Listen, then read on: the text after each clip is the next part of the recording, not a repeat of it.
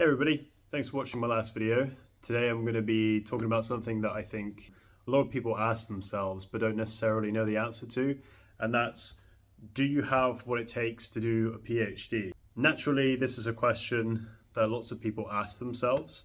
I certainly know it was a question that I asked myself, many times, and not everybody is going to be able to give you an answer.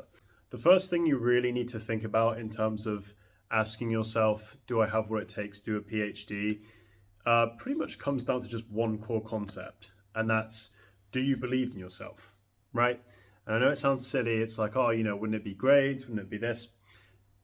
Put all that to the side just for a minute, okay?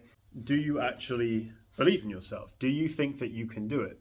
Because that's the key question after all, right? If you don't believe that you can do it, then how's it going to be done, right? It doesn't matter if you're a strong academic, it doesn't matter if you're a weak academic. If you believe that you can do it, that is going to be the biggest determining factor. Now, I know a lot of people are going to say, hey, wait, does it not come down to something specific? But I challenge you to think about it like this. You're doing a PhD, right? If you don't believe that you can do it, whilst you are doing that PhD, you will get to points where you think, I'm not supposed to be here. I'm not supposed to be doing this. And I've got to throw in the towel and I've got to quit. And that does happen to everybody sooner or later. But I'm telling you that the biggest factor is do not quit and believe in yourself. And I know that's the most generic advice ever, but when you think about it, self-belief goes a long way. The second thing is, can you break down problems into big problems into small digestible chunks? What I mean by that is, how well do you take in problems, right? A lot of people that are doing a PhD, they tend to get given a task, they get given an assignment, they get given something to do, but because they're standing back and looking at all of it, it's really hard to actually understand, okay, where do I start with this? Do I even know where to begin? They can't simplify the task and break it down and down and down. And that's the big thing, because if you spend all this time just trying to break down the task bit by bit, you will end up in a situation where you can develop that problem-solving muscle. And I always say this, problem solving is like a muscle, okay? That is what you need to think of problem solving as. It's not something that you're just good at. It's not something that you just one day wake up and you have. It's something that you build time and time and time again, right? And you will become a better problem solver over time, and that will help you to engage in your studies. Next thing, academic requirements. So obviously this varies a little bit between certain people, and potentially people are going to have different things to say about this. But generally, the academic requirements for a PhD tend to be some sort of postgraduate education. I have seen some people enter PhDs with just bachelor degrees.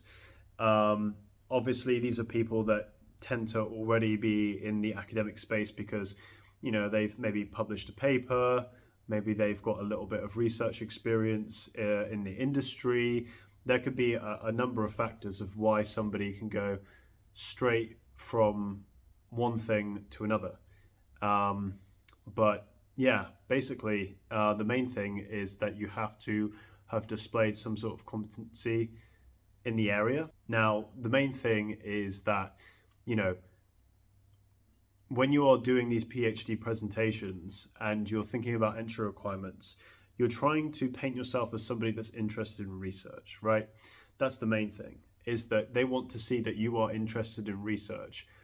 I have been in a PhD interview and I've seen PhD interviews, and I can honestly tell you that the candidates they prefer to pick are people that are passionate about the area and passionate about getting into research, right?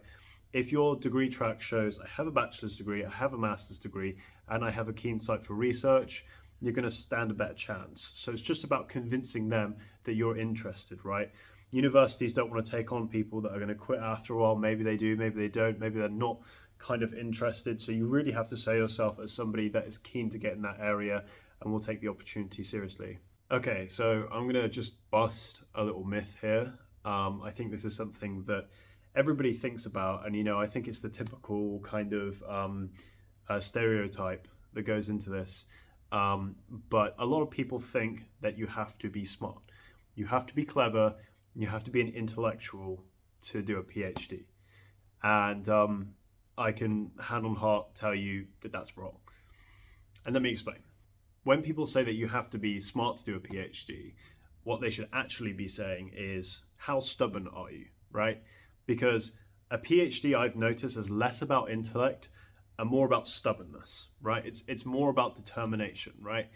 I've always heard this saying, but I never really realized it until sort of the end stages of my PhD, that a PhD is a marathon, not a sprint, right? You can go in and go guns blazing, but get burnt out by the second year. That's not what you want, right? So that's not a test of intellect, in my personal opinion. I don't necessarily think that any one person is more suited to doing PhD level study. It is about that persistence over time.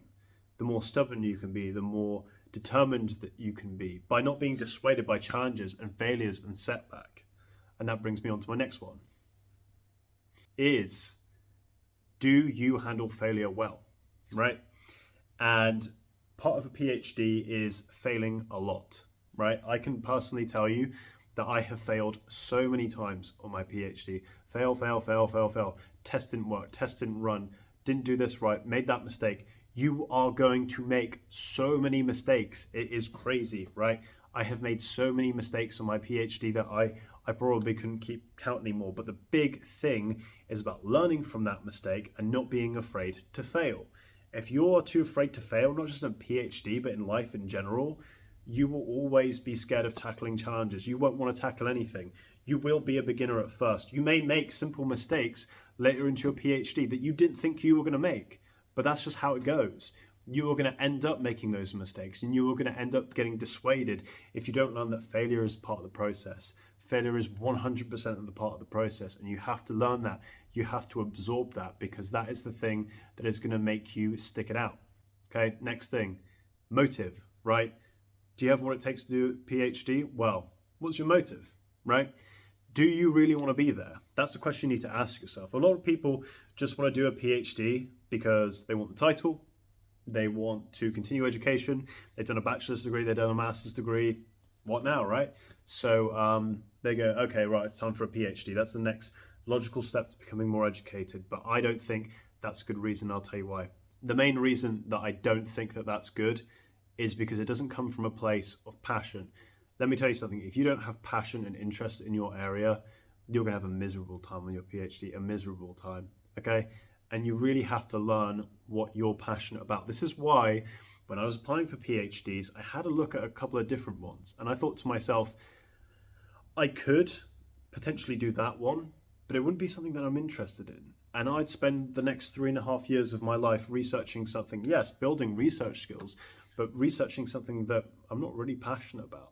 And instead I took a little bit of more time, found something that I was really passionate about, and not only did I do well in the interview, I got the PhD, and then, almost 4 years later, here I am. What's your motive, right? If you are not motivated to do it and you're just doing it because somebody told you to, your parents told you to, or you thought it was the next stage in education, that's wrong. What you really need to be thinking about is that, are you doing it for you? You're doing it for you, and at the end of the day, nobody else is going to come do the work for you, which leads me into my next point. Nobody is going to come save you in that PhD, right? Your supervisor is going to help you, but nobody's going to do the work for you. And that is the main thing, right? Is that nobody is going to write the papers for you. Nobody's going to make, revisions for you. You are on your own in a PhD, and it can feel quite isolating. So you need to have that ability to be able to just power through it. And, when you're dealing with things with isolation, when you're dealing with motivation, especially, and something that I know very well, you have to be your own self-motivator. And if you find yourself somebody that can get yourself motivated when there's not really a clear prize, when there's not really a clear goal and objective, you go, maybe I'm a couple of years, like 2 years into my PhD, and I can't really see the end goal. It's those times that you have to be, and I said again, you have to be resilient. Thank you for watching. I really hope this video helped you all out. Again, PhD, it is more of a process. It is a long journey. It's a big mountain to climb. But if you're ever wondering, what does it take, or do I have what it takes to do a PhD? Listen to what I'm saying very carefully, because this is my personal experience through the process, and it would have been really useful if somebody had shared information like this when I started. I kind of had an idea of it, but these are the lessons that I've learned firsthand. Anyway, thank you for watching, and I'll see you in the next one.